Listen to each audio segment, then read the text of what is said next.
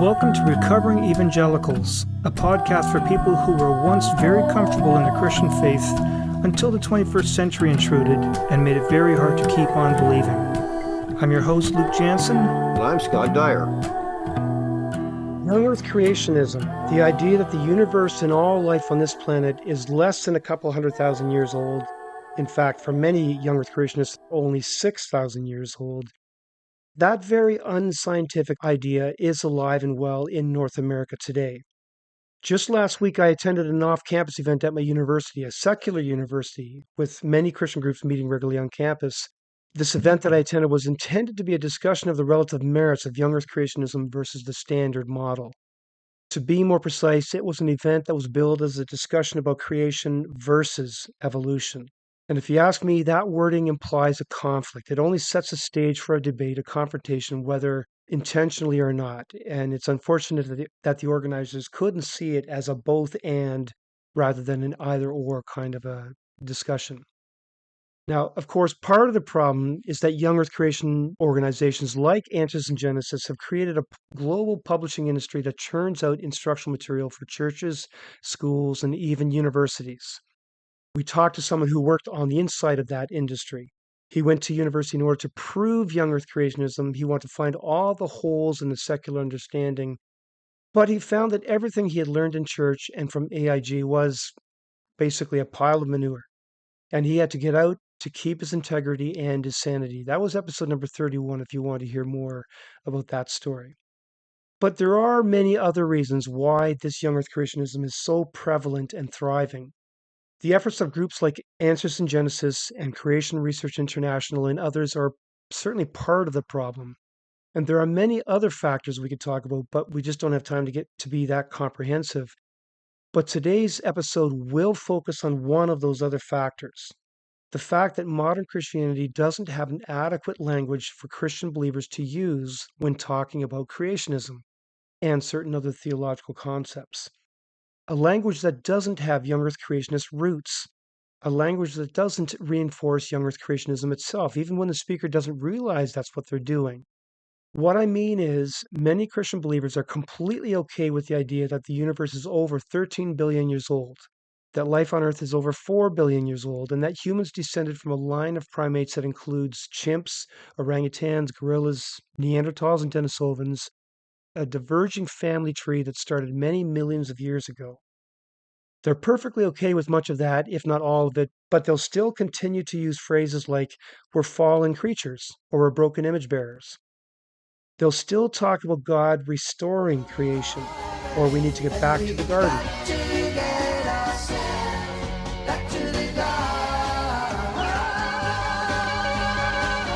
Even how easy is it to refer to Adam and Eve or Noah and the flood as if these were real individuals and real historical events? All of this language is rooted in a young earth creationist worldview, and using it just reinforces a young earth creationist mindset in the person speaking and in the people listening to them. Every time we use that kind of language, we just make it harder for others to stop treating the stories so literally. Especially our children. They'll hear those references and see the adults around them nodding, and so they'll register those stories as actual historic events, especially if those stories are frequently part of the Sunday school curriculum. They'll remember those stories as real historic events until they go to university or in some other way find out that those stories didn't happen, at least not in the way that they're remembered. And then the kids go through a crisis of faith. Today, we're going to talk to a scholar, a theologian from a very prestigious family line of scholarly theologians, all of them raised in an evangelical context and working within that context. But this one, our guest, now recognizes the need to address this fault in the language that Christians use. Dr. Andrew B. Torrance comes from a long line of high-profile theologians. There are so many things to mention about his credentials and accomplishments, but the 3 points in particular that make him the ideal guest for this discussion are these. Andrew is a senior lecturer in theology at the University of St. Andrews in Scotland. He's also the co-founder of the Logos Institute for Analytic and Exegetical Theology. And prior to becoming a lecturer, he launched and led a program called Scientists in Congregation Scotland, which explored ways of creating a constructive conversation about science and faith within the life of the church. So, Andrew, welcome to the program. Thank you, Luke. It's great to be here. Yes, so Andrew, you do come from a prestigious theological lineage, and I have been influenced greatly, actually, by I guess, your uncle's writings, Thomas Torrance. So maybe, yeah, talk a little bit about the Torrance lineage. Great. So T.F. Torrance, who is probably the best known Torrance, is my great uncle, and his brother James Torrance was my grandfather, and he also had another brother, David Torrance, who was another theologian. So J.B. Torrance was my grandfather, he was a theologian, and his son Alan Torrance was my father, and he was also a theologian.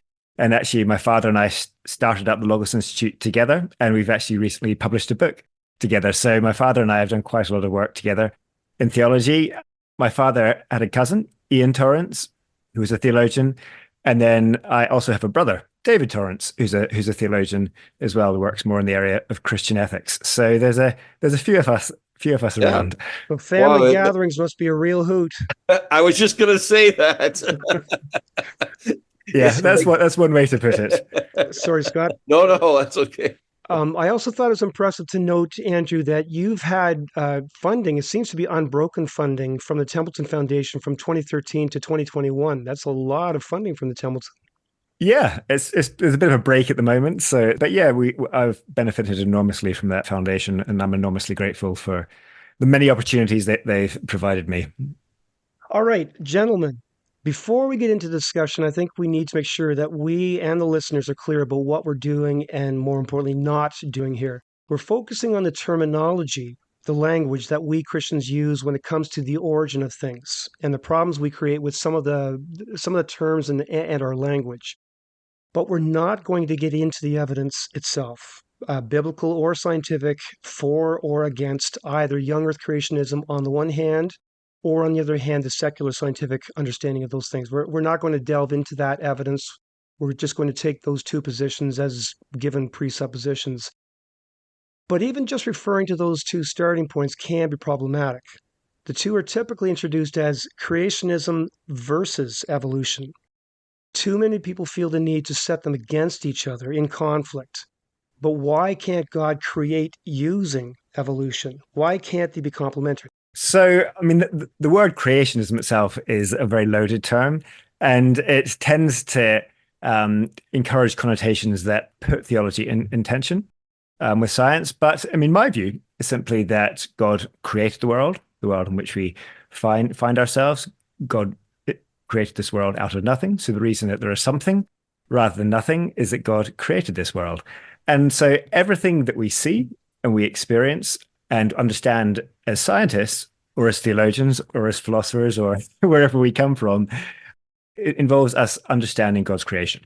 So there is no reason whatsoever that our understanding of the world as we experience it, as it's understood by most scientists to have evolved, should in any way be in tension with the Christian view that God created this world out of nothing. There's nothing about science that can tell us that this world was not created out of nothing. Science is not in the business of explaining why there is something rather than nothing. And so it's on the basis of that we come to think about the world.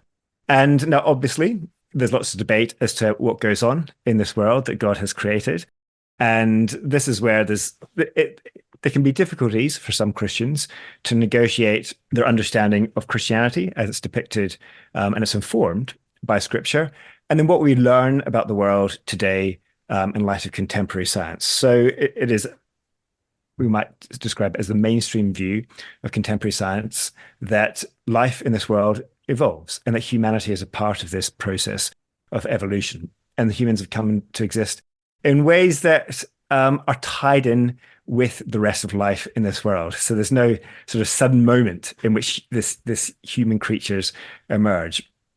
And so that creates difficulties when in the Old Testament, at least for some Christians, and the first and second creation stories of Genesis present human beings as being created, sort of de novo, sort of as a new thing and not a part of the evolution. But I mean, the obvious reason for that is that the authors of these Genesis stories didn't have an understanding of the ways in which life evolved in this world.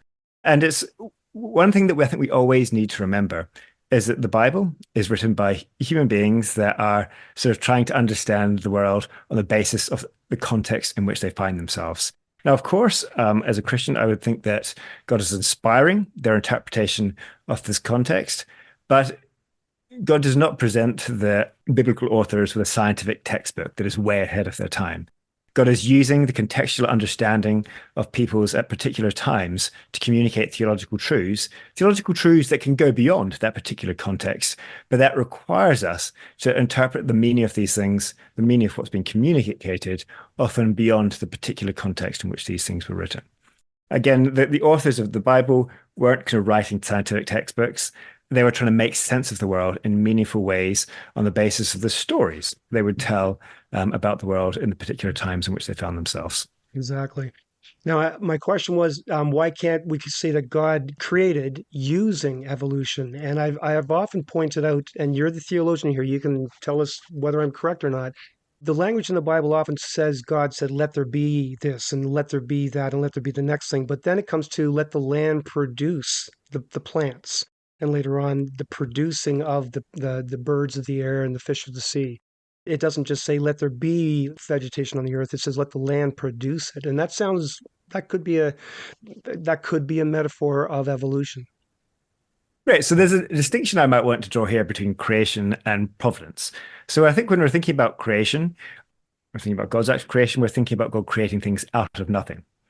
Okay, so if God is creating things out of nothing, he is not creating with an evolutionary process. God creates a world in which life will evolve. Okay, so it's on the basis of a world that is created by God that there can be this thing that we refer to as evolution. But I would say, I think that God creates a world in which it is a part of his purposes that life would emerge through this process of evolution. And God guides and supports and sustains the world in ways that are seemingly unpredictable. Things go on that on certain levels are left up to chance, while at the same time, God having a hand, I think, in that process in ways that we can't begin to understand. But even where you began there, you were talking about God creating from nothing. It wasn't nothing. There was this thing, the primeval waters. There was the waters on which the Spirit of the Lord hovered over. And from that, you had this dividing of waters above, waters below, and then some dividing it further into land, and then the land producing. So it's not really creating from nothing. It's creating from those waters, and then a progressive evolution, geologic and eventually biologic evolution. So I'm not saying that those primeval waters actually existed, instead that the Bible itself uses evolutionary language. So, Luke, are you saying that the waters, first of all, Genesis starts with a blanket statement, right? In the beginning, God created the heavens and the earth, full stop, right? And then it starts to break into the detail. Are you saying that chaotic chaos or whatever was just a given that God worked with, or that he didn't create that? Well, I'll respond to that, but Andrew, did you want to say something Yeah, first? sorry, Andrew, yeah. Yeah, so my view that God created the world out of nothing doesn't have a clear basis in scripture. We can see, hints at it, but what the view of creation out of nothing is a view that tends to be seen as development within the church. I mean, we can see hints of it, but it's primarily developed through Augustine with some, hints of it earlier on in the history of the church. And so the doctrine of creation out of nothing is a view that makes sense, is a development that makes sense of certain trajectories that we see in scripture. And it recognizes that there's a complete distinction between God and everything else. Okay? And that's not clear. I mean, what we see throughout much of the scripture is that there's almost this God that already exists within this world and is trying to order things in that way. So what we see in the early church is the early church using sort of a philosophical and metaphysical and Hellenistic Greek philosophies to develop ideas. And these are things that are embraced and ordained as a part of the church's understanding of things. And so what is often overlooked is that there are lots of views that characterized orthodoxy that don't straightforwardly fall out of scripture, but are developed within the early church. And I think the doctrine of creation out of nothing is one of these views. So yes, you're definitely right to say that creation out of nothing is not clearly evident in the early chapters of Genesis. And the reason, to answer Scott's question, the reason I brought that up was simply to emphasize, I was getting at the whole idea that I'm asking the question, why can't we say that God created using evolution? And I mentioned the land producing the vegetation, and then later on the birds and the what have you.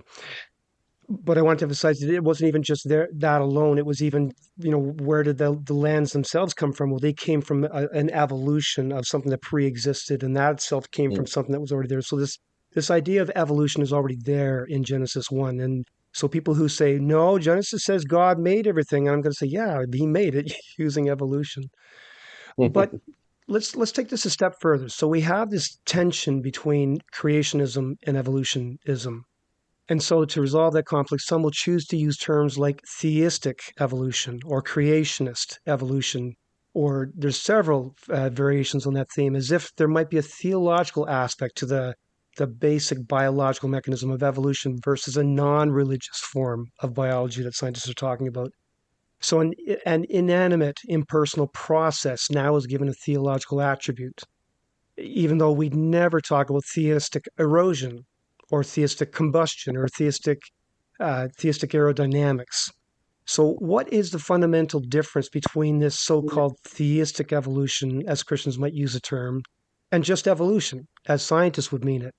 What does that adjective theistic add to the underlying mechanism, the mutation processes, the selection pressures, what have you? Right. So there's lots of things that can be said on this. On a very basic level, we could say that talking about theistic evolution is saying something more than what science can tell us about evolution. It's saying that maybe there's something more going on behind the curtain. Now, science assumes so much about the nature of the world. It assumes certain laws, it assumes certain regularities, it assumes that there is something rather than nothing. And so there's a lot that, at least provisionally, science is assuming about the nature of the world. And it's a part of Christian belief that this order, this structure, the fact that there's something rather than nothing, is grounded in God. Okay, so it's speaking to something that is beyond the physical, that is beyond what science can see. So we could say that on a minimal level, theistic evolution is recognizing that there's something more going on that is compatible with this evolutionary process going on. Now, there are lots of different ways in which people can develop their understanding of theistic evolution. Some people would want to have God being much more involved in this process of evolution, sort of popping up at various points to make sure that certain things happen.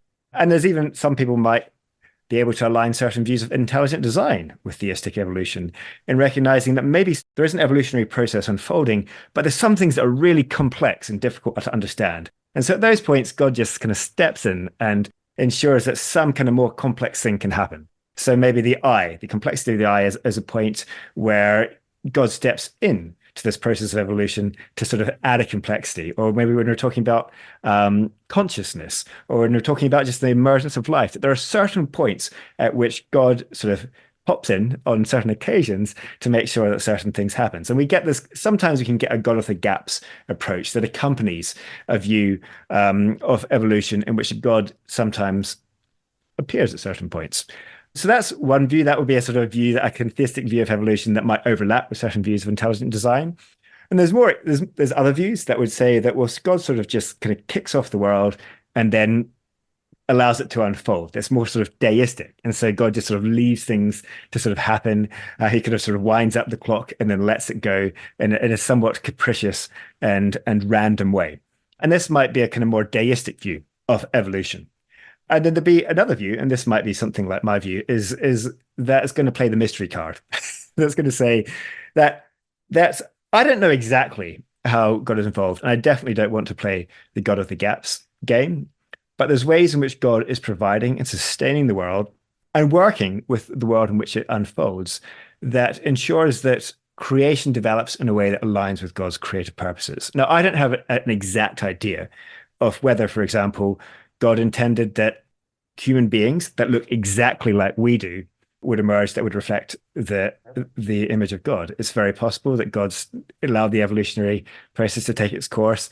And then God decided to work with a slightly hairier version of humanity to reflect the image of God. Or maybe a version of humanity that, I don't know, evolved to have gills and could swim underwater. I mean, it is very possible that God could have worked with a very different creature to be chosen to fulfill God's purposes in the world in the way that humans do. Right. So there is a lot going on behind the scenes that is very hard to understand. I mean, the Bible and the history of the church tells us very little about how exactly God might be involved within the evolutionary process. But there are ways to recognize that God is involved that doesn't require us to embrace an intelligent design approach in which we take this kind of the God of the gaps to explain certain complexities, while also avoiding this kind of more deistic account where God just sort of leaves evolution to take its course and doesn't have any involvement at all. So on some level, there is some kind of involvement that God has with creation that ensures God's purposes unfold in the way that God intends. But what exactly that looks like, I think, is open for debate. So I've always been very intrigued by the New Testament verse that God was in Christ reconciling the world to himself. There seems to be this strand through Scripture that the creation is kind of also, and I think, Luke, you're going to get to this, but creation has run amok, right? And that God's involvement, really biblically, from what I can tell, God's involvement in creation is mostly redemptive. It's mostly bringing creation around to something much better than it currently is. Maybe you could comment on that. Yes, I think that's exactly right. And I mean, that leaves open the question as to why a God would create a world that could go so very wrong. And Right. one of the questions that I don't have the answer to is, why does evil exist? Why does God not begin with the new creation, with creation that is perfect? And I just don't have a good answer to that question. And I think most attempts at providing a good answer to that question I find wholly inadequate. But what we are presented with is a kind of and this is especially evident in, say, Paul's letter to the Colossians, is a God that creates the world with Jesus Christ in mind, with the view to God establishing a kind of union or a oneness with creation in and through the purpose, in through the person of Jesus Christ, in and through the Son, the second person of the Trinity, assuming human flesh. And so for the Apostle Paul, God created the world in, through, and for the person of Jesus Christ.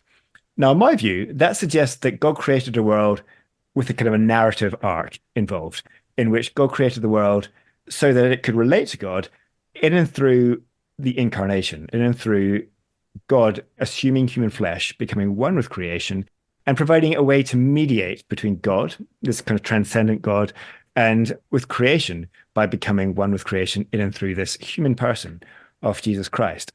Now, why things happen at the certain points that they do and don't happen earlier or later, I mean, these are things that I can't answer. But I think that we can say that the conclusion is what defines creation. And this is one of the failures, I think, with some theologies that just start out with creation, is that they look at the beginning without understanding the conclusion. And as we know from any good story, if you just start out with an introduction to a story and you don't see how things unfold with respect to the conclusion, you're going to miss a lot of what is being communicated through that story. And so I think we can't begin to understand creation until we understand the one in and through and for whom God created the world, and that is Jesus Christ. So God created the world so that it would participate in the union that is established in the person of Jesus Christ. Now, there's much more to say there, but I do think that Jesus Christ is very significant when we're thinking about creation. Okay, so I just want to finish talking about this one question here. I was asking, why do we introduce this term theistic evolution as opposed to evolution, as a scientist would make it? Just, and I said, provocatively, we don't have theistic corrosion, we don't have theistic aerodynamics. And you did hit on the nail that there's a thing about evolution that a lot of Christians are not comfortable with, which is that random nature, that things are just random and unguided, and they want God to have some control. God needs to have some control, even if it means loading the dice, influencing the roll of the dice. So that's where this pressure to use the term theistic evolution comes in. But the thing is, that doesn't explain anything. It doesn't say, well, yeah, there's a whole other process. Scientists will say there's a number of processes, mutations, gene transcription problems, and then we have natural selection, and they can talk about mechanisms and how they work and how they select. And then there's this additional factor that we just say, yeah, and then there's a theistic component, but we don't know what that is. Does God change the mutations? Does he introduce a new flagellum? Does he create the first cell? These are our major interventions, and then that does undeniably sound like intelligent design. And Andrew, you said you were hesitant to go there. We're certainly, or at least I should speak for myself. I'm more than hesitant. I'm against going down that path of intelligent design. We've done quite a number of episodes on that. If a listener who doesn't know what I'm getting at here started episode number 130, we did a whole series of episodes on intelligent design, and I can't embrace that approach to understanding how things came to be. So the question is still on the table. Why do some people use this term theistic evolution as if the adjective theistic somehow explains something? It's a great question and a really, really important one. So the first thing I'll say is that I think scientists aren't very happy with the notion of complete randomness when thinking about evolution as well.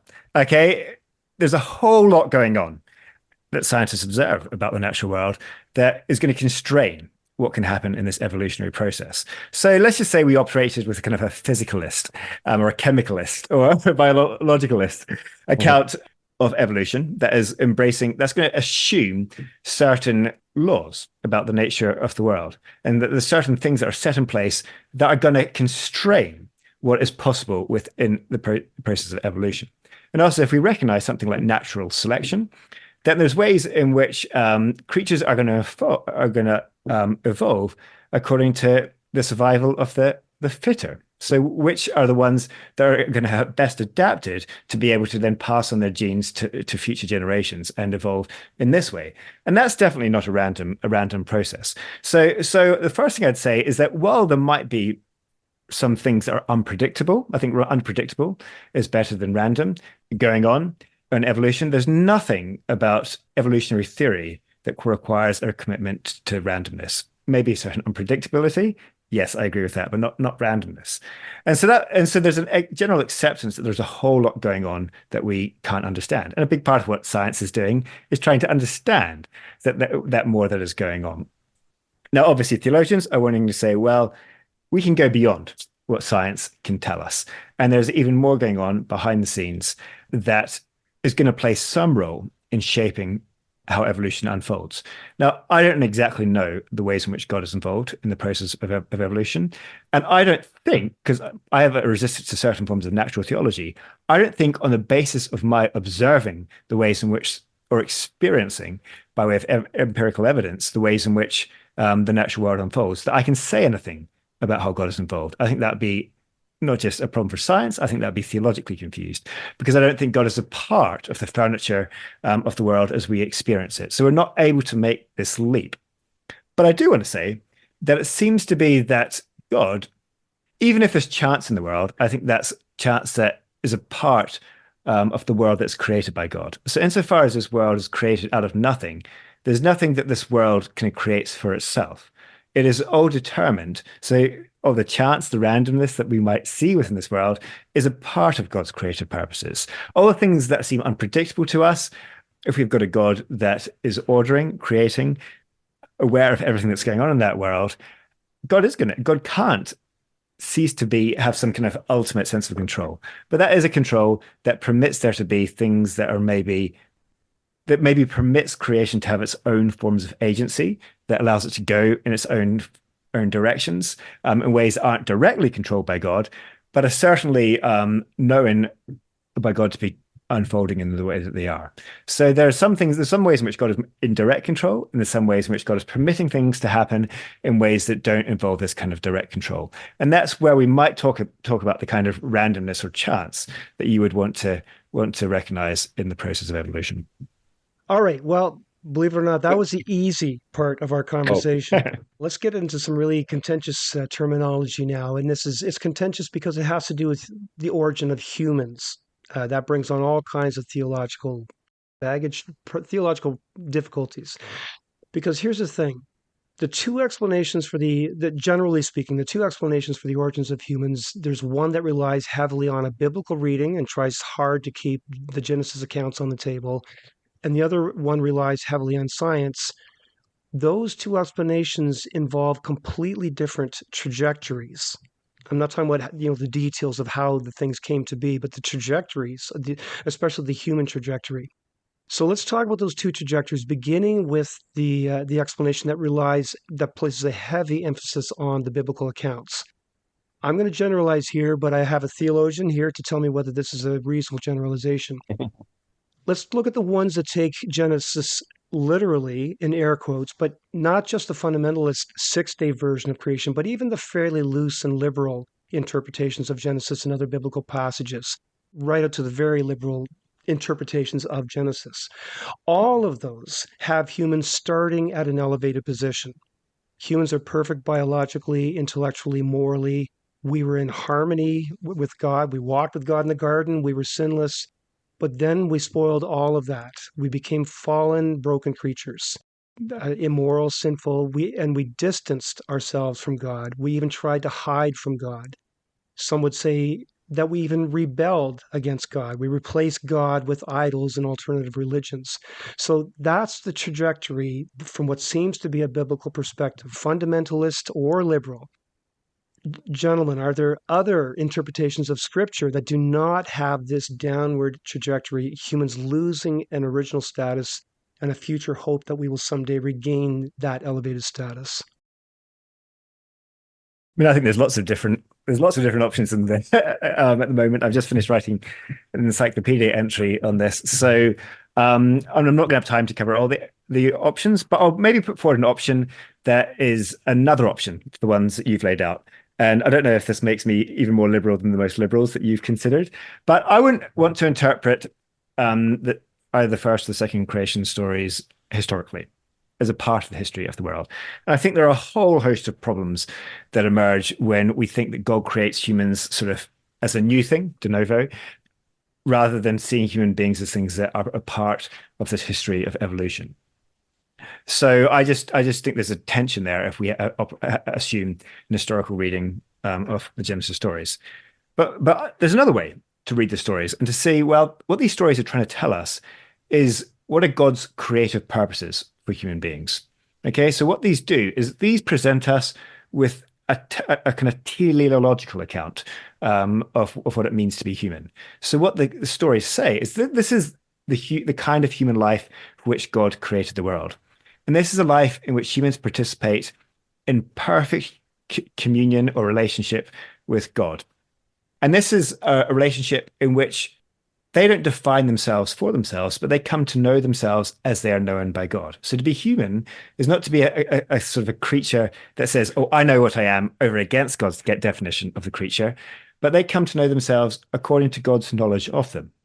Now, the problem that what goes wrong for humans in the second creation story is that they choose to embrace the knowledge of good and evil by disobeying God and eating from the tree of the knowledge of good and evil. And what this involves is human beings taking to themselves a possibility of defining what is right and wrong for themselves over against the ways in which God defines what is right and wrong for creation. And this is the start of what we might say a sinful characteristic of human beings, in which human beings define themselves for themselves over against God. And what does that mean? That involves human beings becoming like God. That's the way it's depicted. So what makes us think that we're godlike is thinking that we can define ourselves over and against the ways in which God defines us.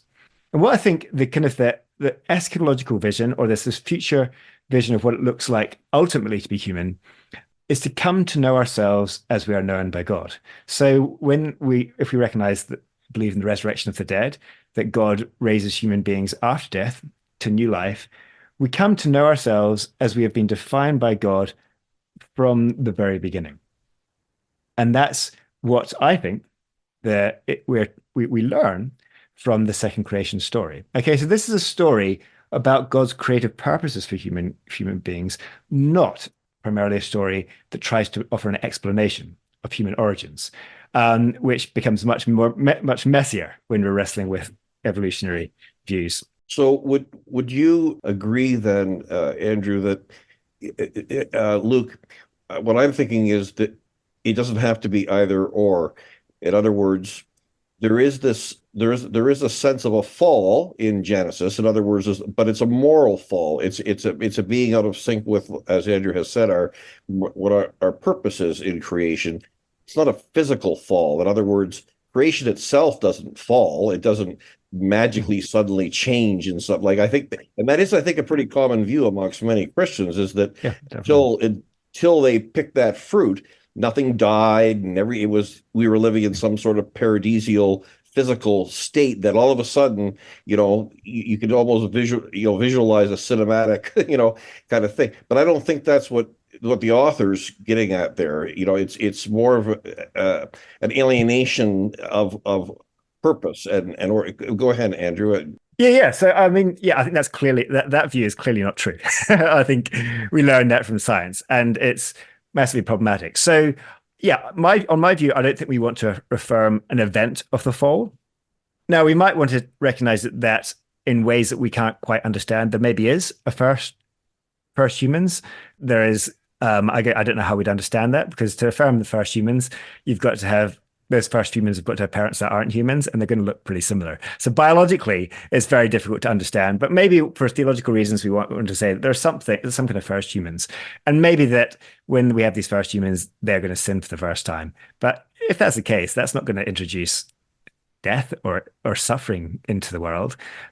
So maybe there's ways in which we want to talk about a first sin, but what exactly that looks like is well beyond what I can begin to understand. So I'm very nervous about talking about an event of the fall. What I see the doctrine of the fall as telling us is that the world in which we find ourselves is not all that it was created to be. Okay, it tells us what has gone wrong with this world. It doesn't tell us that it went wrong at a particular point in time. Right. But even the way you articulated it, Andrew, when you first answered me, and then Scott, when you asked me, do I see it as a moral failure? Even the way both of you have termed it, it's exactly what I said. I use the word rebellion. People say that humans became in rebellion with God. We decided to do it our way. And Scott, you talk about moral failure. All of those are other ways of saying the point I was making, that the Christian view has it that humans had some status, whether you want to talk about the intellectual status, let alone the moral status and the religious, spiritual status. We had one, and then we came to a lower level. So it's a downward trajectory with the view that someday in the future, we're going to be restored to the status we once had. That's inherent, I think, in any interpretation, Christian interpretation, which relies heavily on Scripture. Am I wrong? So I think there are good reasons for us to say that we want to affirm some kind of human uniqueness. And I don't know exactly how we go about defining human uniqueness. And if we want to define human uniqueness, I get very nervous about defining it over against, say, our closest genetic relatives. So, the parents of the first humans, for example, there's going to be something like an intimate relationship, which means that the value of the parents is different rather than, I think, lesser than the first human children. But these are things that are just highly speculative, what it means to make sense of these things. But I mean, in science as well, we want to talk about species. Now, if we could respond to sort of biologists and say, look, why are you talking about, frogs? Or why are you talking about fish? Or why are you talking about these different creatures? Because if we really look at the history of evolution, there's no fish, there's no frogs, because there's this kind of gradation of different life in which is always slightly different from something. So we can, of course, always blur the boundaries. But I think what we're trying to do now, what theology is trying to do now, is make sense of the world in which we find ourselves, in which there are humans that are unique. It doesn't really offer us with explanations as to how we can understand where the first unique humans emerged. I just don't think we can say anything helpful about that, because we don't have the theological resources to answer these questions. The Bible is working with a world in which there are things that are clearly human, and in that respect, there's many scientists that are working with that world as well. They talk about different species without always tripping over themselves backwards to explain, well, we can't talk about specific unique species because there's this history of evolution. We're working within a particular paradigm of understanding that is, of course, limited, that is, of course, constrained, that, of course, becomes problematic when you recognize that the ways in which evolutionary blurs the boundary between different creatures. But that means that there's just a provisionality to the ways in which we're talking, and what evolution can help us to see. There is much more going on than sort of neatly packaged theological views can depict. And one of the things that I think is more positive about what evolution can help us to appreciate is that there's if we want to recognize our own value, we've got to have a much deeper appreciation for the value of the rest of the life in creation, because we are so closely tied with the rest of these creatures in the world, which I mean, I'm not a vegetarian, but whenever I think about that question, I feel that I really probably should be. I I want to proceed, but not before I make sure we're talking about the same thing. And I don't think we're talking about the same thing. I'm getting at the human condition right now, today.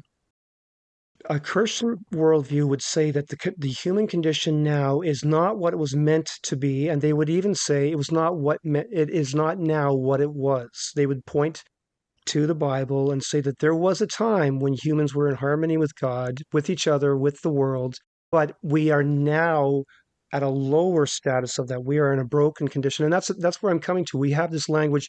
We say, well, we are only fallen creatures. We are only broken image bearers. We've all rebelled against God. We've all, that sort of thing. That's the language that we have, and I want to address that. So that's the downward trajectory I'm getting at. Right. So I mean, there's so many things to wrestle with on that point. And we need to have a clearer view of what precisely sin is, and that's going to be hotly debated.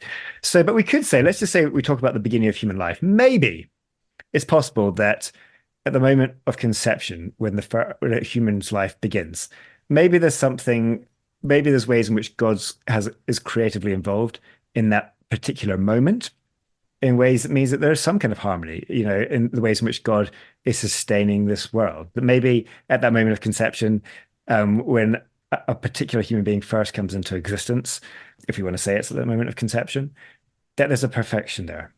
But then when it proceeds to exist in the time of this world, it almost instantaneously becomes corrupted. Or maybe it's corrupted at the age of 3. I mean, there's lots of different ways of thinking. What is the age in which sin comes into existence? And that's something that can be open for debate. Do I think that there was a time in the history of this world in which human beings existed in this perfect paradisical state and weren't dying? No. And they weren't sinning? No. Do I have to say that there's a first sin? Well, yeah, I probably need to say that there's a first sin because I think humans being come before sin, because I don't think they can be sin unless there are human beings.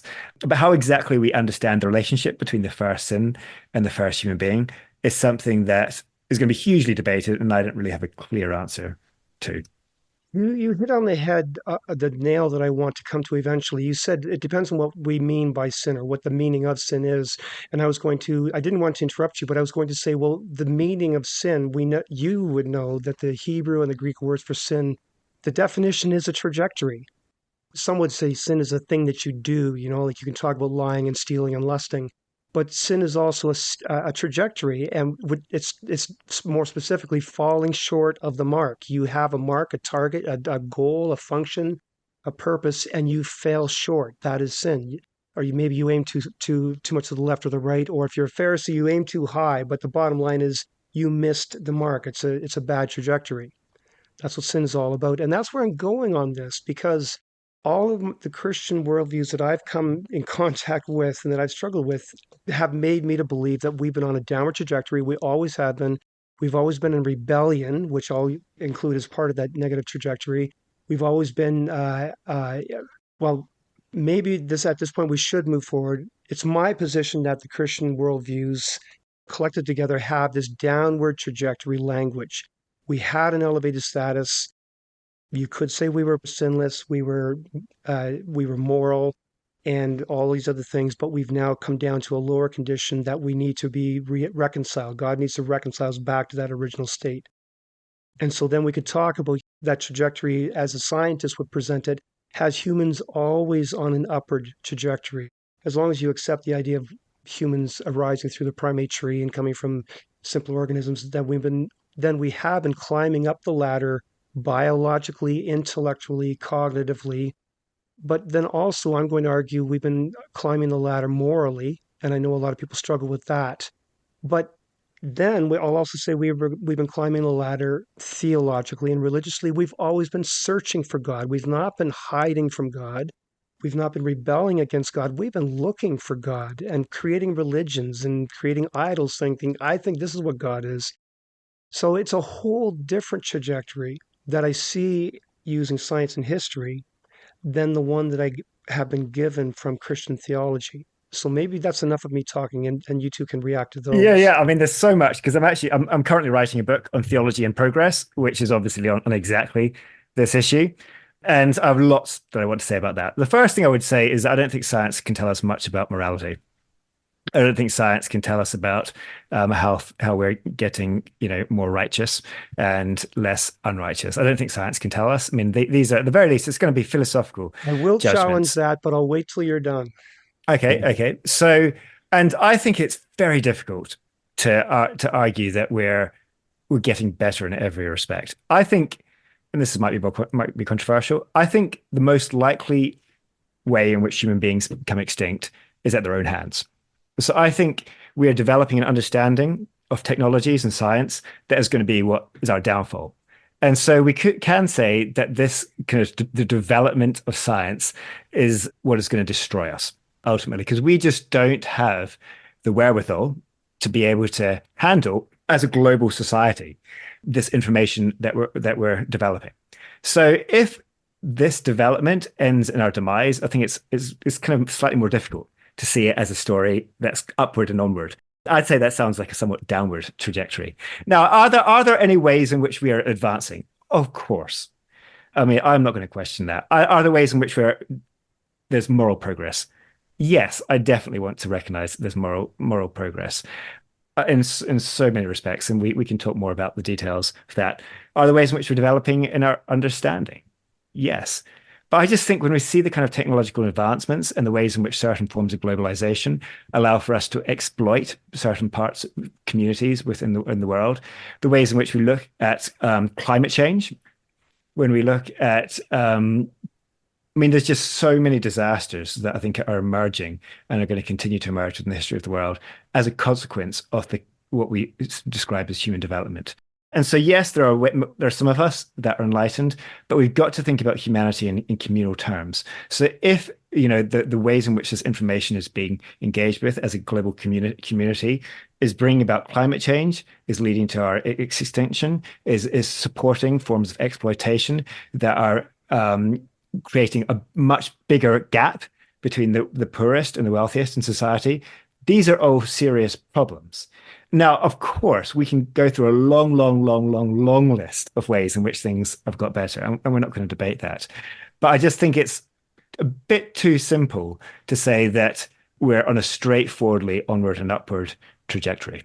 Yeah, Luke, you seem, in my mind at least, to reflect that 19th century optimism, the kind of liberal optimism of the 19th century that really argued that, that kind of a secular millenarianism, the idea that we're creating, this kind of paradise and so on. But then we dropped atomic bombs on Hiroshima and Nagasaki, and we witnessed the Holocaust, and now we're wiping out a whole people in Gaza, and so on and so forth. So as much as you can, I think you could see an upward trajectory where you want to see it, but I think you could just as much see the opposite, right? Where we are unable to handle our, and now, of course, we have the beginnings of artificial intelligence, and the people even doing it, the people at the forefront of it are saying, this isn't good. We're not ready for this. This could be the extinction of humanity, and I'm not sure all the reasons why they're saying that, but my point, that we to Andrew's point, that we don't have we have the intelligence, but not the moral intelligence, or maybe integrity, whatever. I think somebody once said, we're intellectual giants and moral pygmies. Yeah. So anyway, wisdom. There's a distinction between intelligence and wisdom. As Sure. someone who Yeah. spends their life in the academy, there are lots of people that are very, very intelligent that are not Yeah. very wise. Yeah. Right. Okay, so yes, our technology is equipping us to do the bad things, to do destructive things as much as it is to do good things, right? We can use our technology for medicine, for education, for building, Sure. good buildings, but we can also use the same technology, as you said, to build nuclear bombs. I don't think it makes us more immoral as a species that we have a technology that gives us a bomb that kills 1 million people versus just having a knife, putting ourselves back 50,000 years in our evolutionary journey, having a knife in our hands and slitting the guy's throat, face to face, and feeling his breath on your cheek kind of Right. thing. It's still immoral. We can still talk about the immorality, and the fact that we can now do it from a distance and in bigger numbers. I don't think that makes us more immoral.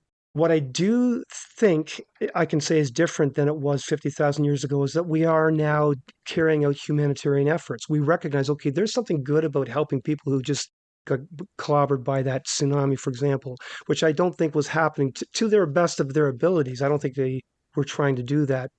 We now recognize the equality. We recognize the equality of people of other races or of people of different genders and different sexualities. We recognize it.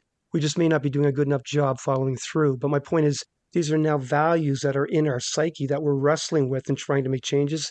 And in many cases, we have made changes. But I don't think those values were there 100,000 years ago when anything that wasn't part of our clan was a danger, was an enemy, and there was nothing wrong with just killing some guy who straggled into your clan because, you have to be careful. And Well, yeah, I just two comments on that, if you don't mind.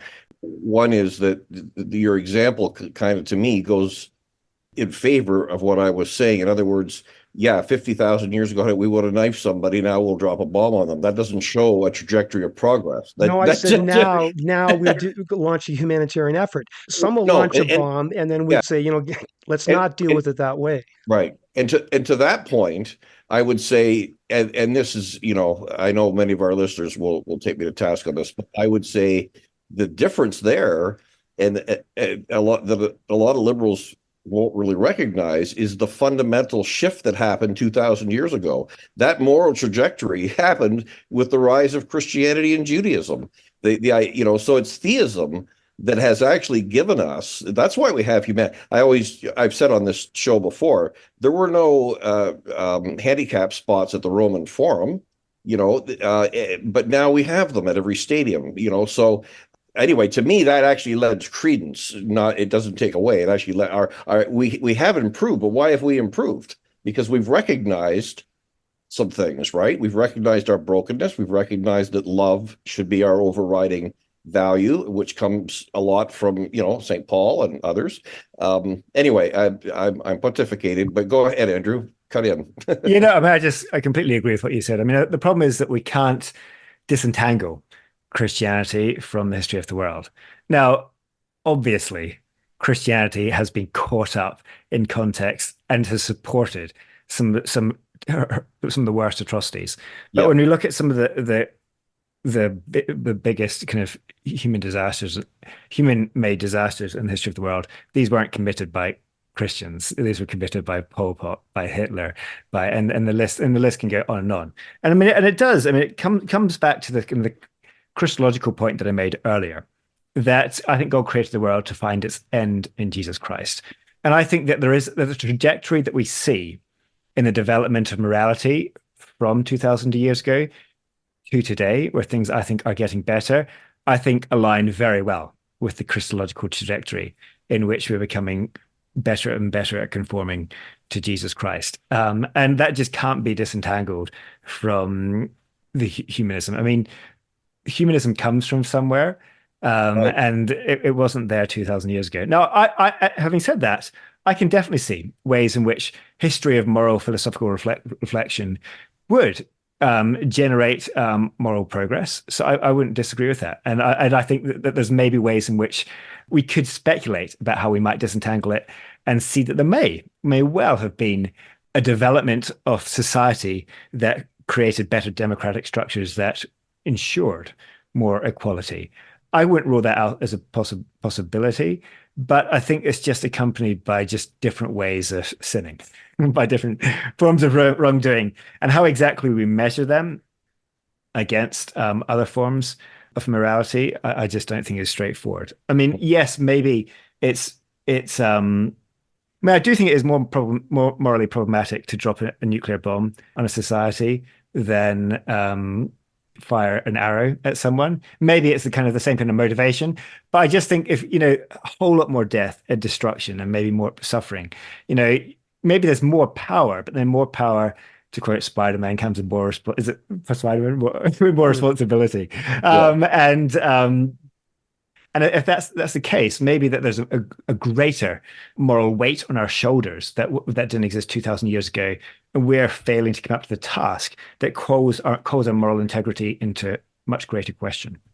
And just to be clear, I'm not saying that only because of Christianity has our morality improved. As you mentioned, there's lots of factors, and you have the Greeks coming up with democracy and so on and so forth. So it's a lot more complicated than that. But I do think that the development of Christianity and Judaism and Islam, even those things have had a big impact on in a positive way, and yes, a negative way too. So But those anyway, would go be ahead. I would say, are part of what I'm getting at, that we have been on this upward climb. We're getting better. We're far from perfect. I will never claim that we're even close to perfection, but I do claim that we're much better than we were. My timeline is a lot longer than, say, 50 years ago when we dropped the nuclear bomb. I'm looking back at 100,000 years ago, or even, Yeah. say, a million when we were, compares to the chimps, where the chimps would, their value is to steal and to hoard and to kill. When the alpha male gets challenged, one of the first things he does is kills all the little baby chimps that were fathered by the other guy.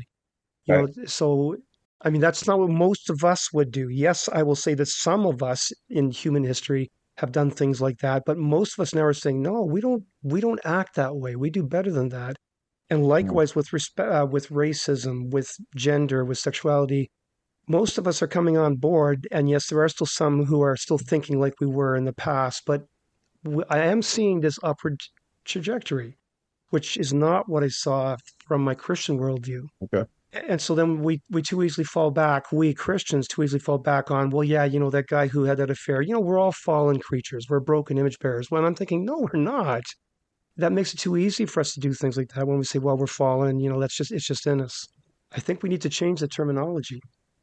Yes, I think the picture you paint can make a strong case for this moral progress. And again, I'm not going to question that, but I do at the same time think that the development of technology, how we think about the role of science, these are moral activities. And if these lead to much greater destruction of life across the world, as they clearly are, there seems to be a much larger moral failure that's maybe facilitated by the advance of technology and science. But I mean, the chimpanzees that were committing horrendous sins, if we can talk about animal sinning, they weren't destroying the world on this kind of more global scale. And so I just think and maybe this is connected with my Christian worldview, but I just don't think we should be having this neat and tidy separation between the advance of technology and science as these incredible intellectual advances that are separate from these moral advances. Because I just think they're intertwined with one another, because I just think the destruction of human life is always going to be a moral question. And I just don't think that can be disentangled from how we think about the development of technology. And in fact, I would go so far to say, I think the major problem with so much technological and scientific advance is that we do think these things are morally neutral developments. And I think that's what is going to be our destruction, our inability to think about these advances in moral terms. Okay, so we've stated our positions. We've maybe not necessarily moved each other too much, but so then the question I'll put on the table is there a need to change some of Christian terminology, Christian thinking, in a way that brings in the idea that humans have been evolving? I'm going to argue evolving upward, but even if you want to deny that, that's fine. But just recognizing where we came from and how that explains so much of what we do, the way we act, and how we can do better. Do we need to start changing some of our terminology and maybe even our theology? I mean, that's always happened in the history of Christianity. There's not been some fixed Christian terminology that's just stayed the same the whole way throughout its history.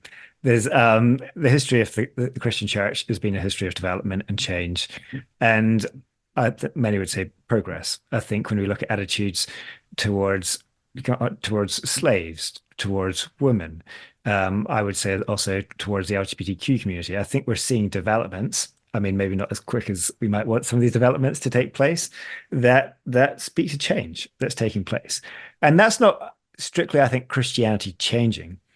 I would say it's a way of us becoming better at making sense of God's revelation, because there's a large community of reflection. The Christian community isn't just a community that exists today, but I think it's a historical community. And the more community is involved in this conversation, the more chance there's going to be for a greater understanding of the way things are, for better reflection. And so that's where I think maybe we would align that there is a progress that I think is fundamental to the changing of Christianity. Now, that doesn't mean that I think Christianity should bend wholly to the developments of society. There's ways in which Christianity does, I think, need to stick to its guns. And what guns it's sticking to is obviously a topic for major debate.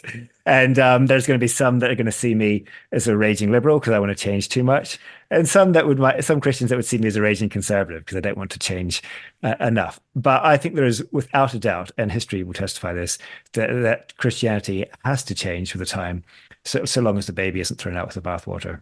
It doesn't have to change. It does change because it grows in its understanding with human understanding more broadly. I think we do need to change because we're going to lose a whole generation. We being the church, the Christianity is going to lose a whole generation. And I'm not only referring to the kids growing up in a Christian context who reach adulthood and then just find that what they grew up with doesn't work for them anymore. I'm also talking about adults, immigrants who come. They in the past they would have been attracted to Christianity, but now these kids, these immigrants, these neighbors are just not going to. They're going to be increasingly finding Christianity to be outdated and close-minded, and we're already seeing that happen. When you look at the polling numbers, Pew and Gallup and Barna and others are telling us that church attendance and faith adherence, we're losing a whole generation. So in evolutionary terms, we're seeing the beginning of an extinction event, possibly. That's just not true if we think about global Christianity. So year upon year, globally, Christianity is growing over 1% a year. So there's more Christians today than there ever was in the history of the world. Now, is that true about the USA and the UK? No. But one of the reasons that Christianity isn't in as big a decline as it might be in the USA and the UK is because of immigration. Because Christians from other parts of the world, from persecuted countries, are fleeing and are being warmly welcomed in the USA and the UK. And so in the UK, I know especially the reason that there's not as much decline is because there are missionaries coming from other parts of the world and spreading the gospel in the UK. And I think that's an enormous sense of encouragement. So then I would want to ask ourselves is, well, what is it about the USA and the UK that is not getting it? Because Christianity is, I think I'm completely clear about, is if when it's properly understood, it's going to grow and flourish. And where it's growing and flourishing in the places where there's most persecution experience, where there's marginalization, where there's suffering. And obviously that's going to be what happens because this is what Jesus associates with. Jesus associates with those who are most suffering and struggling in the world. And that's what we're presented with in the gospel.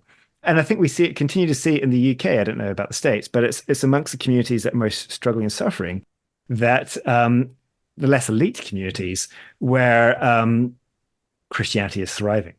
And we see stories about this happening again and again. So I do think there is something about an overconfidence in a certain kind of intellectual enlightenment that we see amongst the elite classes in the West that doesn't marry up well with Christianity, and is seeing it decline. But I do think if we define the world according to that categories, we're going to miss the larger picture. Right. Now, I've heard that before, that Christianity is booming in other parts of the world other than the Western parts. I've heard that before. And then I came across in the news one in particular that really had me now questioning when we talk about this growth of Christianity in other parts of the world. I'm wondering how careful they define Christianity there. Because, for example, I've heard Pentecostalism is booming in Africa, so I'm told. But then there was this article in the paper, 215 kids who were abducted. They were taken hostage, and this was in Zimbabwe. I know there's a number of countries. I think Nigeria is another one, but this is one in Zimbabwe. 215 kids who were abducted. And as I read the story, they were explaining that they were taken by a Pentecostal group, a whole new off-brand version of Pentecostalism. They call themselves the Apostolic Church. They're led by a self-declared prophet whose name is Ishmael. They're occupying the promised land and they're taking these children as slaves to do the labor. So this is in Zimbabwe, a country that has 15 million people, and this apostolic church movement represents 2.5 million of that 15 million. In fact, they say that this is the largest religious denomination in Zimbabwe are these apostolic churches that are taking Christianity, in this case Pentecostalism, mixing it with some other ideas and coming up with a whole other idea that we would then say, well, okay, that's a one-off, that's not Christian, and that's happening over there, but that's not here in the West. Well, here in the West, we have Pentecostals who are embracing the prosperity gospel, something that I would just not call a Christian message. The prosperity gospel is not Christian. Or you've got these evangelicals fusing their faith, their evangelicalism, with Christian nationalism and republicanism and calling Trump a man of God. Al Mohler's Southern Baptist, I would call an off-brand version of Christianity. Westboro Baptist clearly is an off-brand version of Christianity. I'm going to even call Ken Ham's Young Earth Creationism is an off-brand form of Christianity. So this is happening in North America too, in Western circles. Christianity is changing, is evolving. It's been evolving for millennia, and if the strange thing is that they're all of these are claiming that they're leaning heavily on a proper literal reading of Scripture. All of them are properly literally reading Scripture, and yet coming up with all kinds of bizarre interpretations of that. So again, Christianity is going to evolve one way or the other. It has been doing so for 2,000 years, but that evolution can go in some pretty scary directions. So great point. And so, there's so many things I could say in response to that. But one thing, of course, Christianity isn't this thing which wipes away our contextual problems. It mixes in with them, okay? And there's so much of my life that is hugely problematic and broken that ends up being confused with my Christianity. Okay, so that's a universal problem. Now, yeah, there are obviously going to be places where it becomes a bigger problem, that Christianity becomes merely nominal. It's a name given to this kind of strange sect that really has nothing to do with Christianity. We can find examples of that, but it's always going to be difficult to work out who is the true Christian and who is just Christian in a nominal sense and is attaching that brand to a highly problematic philosophy. So this is a problem. But I don't see how that's going to rule out the growth of Christianity, because there's so many more stories you could tell about Christianities which are challenging the Western Christians that are going over to these countries and seeing things in a completely new way. I can say that about my brother, who's recently been out in Tanzania and had a PhD in theology, but then spent time there and just saw things in a completely new way in light of these Christians that didn't have anything near the kind of understanding of Christianity that he did. And this ways in which he was able to learn from people with a very minimal understanding of Christianity is good. Now, I think we could reverse that argument when we're thinking about secularization.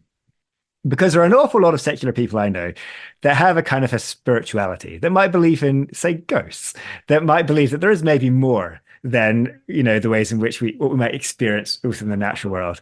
And so there's a kind of a religiosity that we see throughout what we might call a secular society. Now, we could go through all these individuals and say, well, if all these people are believing in there being more to reality than can be understood within a naturalistic framework, maybe that calls into question the secularization thesis.